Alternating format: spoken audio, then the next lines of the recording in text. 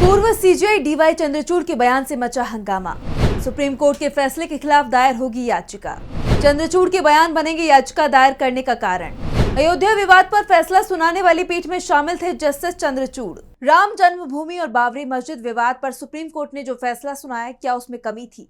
Court ने जो फैसला सुनाया वो तथ्यों और सबूतों पर नहीं था, क्योंकि सिर्फ आस्था को लेकर फैसला सुना दिया गया। उस समय लोगों के मन में कई सवाल पैदा हुए थे, लेकिन फैसला सुप्रीम कोर्ट की 5 जजों की संवैधानिक बेंच ने सुनाया था, जिसके चलते ये सवाल धीरे धीरे लोगों के जहन से खोते चले गए। लेकिन अब पूर्व सीजेआई डीवाई चंद्रचूड़ का एक बयान सामने आया। अपने बयान में उन्होंने जो कुछ कहा वो संवैधानिक बेंच के फैसले से बिल्कुल उल्टा था। तो एक बार फिर वो सवाल खड़े हो गए हैं जो 2019 में सुप्रीम कोर्ट के फैसले के बाद से ही उठ रहे थे। जस्टिस चंद्रचूड़ भी उस संवैधानिक पीठ का हिस्सा थे जिसने अयोध्या में राम जन्मभूमि और बाबरी मस्जिद पर हुए फैसले को सुनाया था। अब एक बार फिर ये मामला सुप्रीम कोर्ट पहुंचता दिखाई दे रहा है। कोर्ट के फैसले पर पुनर्विचार याचिका दायर करने की तैयारी शुरू हो गई है। तो क्या राम मंदिर के निर्माण की प्रक्रिया रोक दी जाएगी? क्या अयोध्या पर दिया गया फैसला सुप्रीम कोर्ट पलटेगा? क्या अयोध्या में एक बार फिर उसी जगह बाबरी मस्जिद का निर्माण किया जाएगा जिसे विवादित कहा गया? तो आज हम अपनी स्पेशल रिपोर्ट में इन सभी सवालों पर करेंगे बात। नमस्कार, मैं आंचल। जस्टिस चंद्रचूड़ ने जो बयान हाल ही में दिया है उसके बाद से कई सवाल खड़े हो रहे हैं। चंद्रचूड़ ने एक इंटरव्यू में कहा था कि बाबरी मस्जिद का निर्माण ही मूल रूप से अपवित्र था। उनका कहना था जिस स्थान पर पहले से मंदिर हो वहां मस्जिद बनाना ही अपवित्र था। और चंद्रचूड़ के इसी बयान के बाद से नया विवाद शुरू हो गया है। प्रोफेसर जी मोहन गोपाल ने तो राम मंदिर पर आए फैसले के खिलाफ याचिका दाखिल करने की बात ही कह दी। उन्होंने कहा कि चंद्रचूड़ के बयान के आधार पर ही क्यूरेटिव पिटीशन दाखिल की जा सकती है। प्रोफेसर जी मोहन गोपाल ने कहा, एक अदालत की अंतिम जिम्मेदारी ऐसे फैसले सुनाना है जो विश्वास जगाए। न्याय न केवल होना चाहिए बल्कि न्याय होते हुए दिखना भी चाहिए, खासकर उन लोगों के लिए जो मुकदमा हार गए हैं। मेरी निजी राय में अयोध्या का फैसला गलत था। अब सवाल यह है कि क्या हमें जस्टिस चंद्रचूड़ के बयान के बाद क्यूरेटिव पिटीशन दायर करने के लिए मिलकर काम करना चाहिए?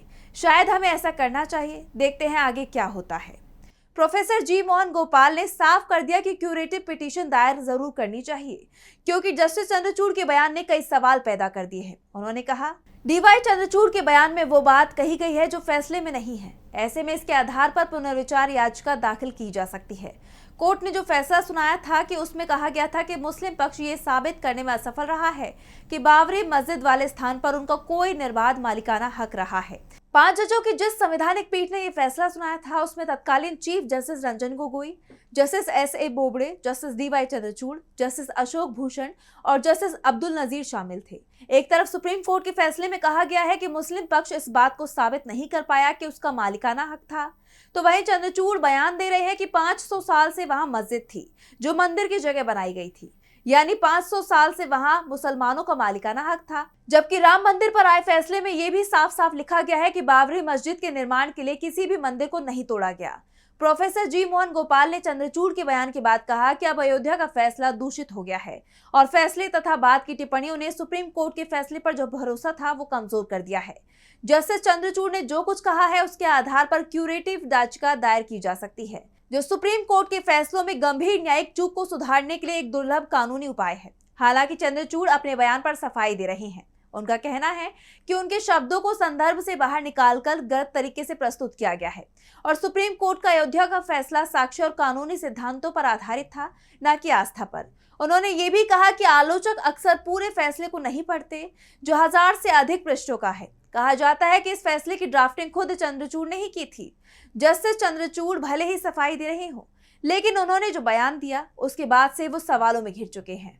वैसे ये कोई पहला मौका नहीं है जब राम मंदिर पर दिए गए फैसलों पर सवाल उठाए गए हों। इससे पहले भी सवाल उठे हैं, यहाँ तक कि हाई कोर्ट और सुप्रीम कोर्ट के पूर्व जजों ने भी इस पर सवाल उठाए हैं। लेकिन चर्चाएं अब शुरू हुई हैं क्योंकि खुद फैसला देने वाले जज ने ही ऐसा बयान दिया है जिसे लेकर बवाल मच गया है। सुप्रीम कोर्ट के पूर्व जज जस्टिस R.F. नरीमन ने कुछ दिनों पहले कहा था कि राम मंदिर और बाबरी मस्जिद की कानूनी लड़ाई को लेकर सुप्रीम कोर्ट ने जो फैसला सुनाया था वो सेकुलरिज्म के सिद्धांतों के खिलाफ था। उन्होंने इसे न्याय का मजाक बताया था और कहा था कि खुद सुप्रीम कोर्ट ने ये बात मानी थी कि बाबरी मस्जिद के नीचे कोई राम मंदिर नहीं था।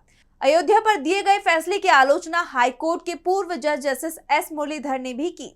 उन्होंने कहा कि संवेदनशील धार्मिक मामलों में न्यायपालिका का रवैया चिंताजनक है। जस्टिस मुरलीधर ने कहा था, आर्टिकल 142 के तहत निर्देश जारी किए गए जिसकी मांग किसी ने नहीं की थी। कोई कानूनी आधार नहीं, ना कोई प्रार्थना और इसलिए ना कोई विरोध। न केंद्र सरकार की वकील और न ही हिंदू संगठनों ने मंदिर निर्माण की मांग की थी। ये निर्देश उन याचिकाओं से परे था जिसकी सुनवाई अदालत में चल रही थी। बाबरी मस्जिद गिराने का असर आज तक खत्म नहीं हुआ है। पूजा स्थल अधिनियम के लागू होने के बावजूद पूरे देश भर में 17 मुकदमे दायर हुए हैं। जस्टिस मुरलीधर ने अयोध्या मामले में फैसला सुनाने वाले जस्टिस DY चंद्रचूड़ पर तीखा तंज कसते हुए कहा, अयोध्या विवाद पर दिया गया फैसला बिना लेखक का फैसला था, लेकिन इस फैसले के लेखक ने खुद कहा कि उन्होंने निर्णय देने से पहले परमात्मा से परामर्श लिया था। दरअसल DY चंद्रचूड़ ने खुद ही ये बात कही थी कि अक्सर हमारे पास मामले आते हैं लेकिन हम समाधान पर नहीं पहुंच पाते। अयोध्या के राम जन्मभूमि बाबरी मस्जिद विवाद के दौरान भी कुछ ऐसा ही हुआ था जो 3 महीने तक मेरे सामने था। मैं ईश्वर के सामने बैठा और उनसे कहा कि उन्हें इसका समाधान ढूंढना होगा। मेरा विश्वास करें, अगर आपको भरोसा है तो ईश्वर हमेशा कोई रास्ता निकाल देंगे। और इसी बयान पर जस्टिस मुरलीधर ने जस्टिस चंद्रचूड़ पर तीखा हमला किया। जस्टिस मुरलीधर ने कहा कि भारत की ताकत विविधता और बहुलता में है। भारत की आबादी जितनी धार्मिक है उतनी ही विविध भी है। हम कभी एक संस्कृति, एक भाषा या एक धर्म नहीं रहे और न ही रह सकते। हम ये नहीं पूछते कि हमारे जज कौन है, उनका धर्म क्या है।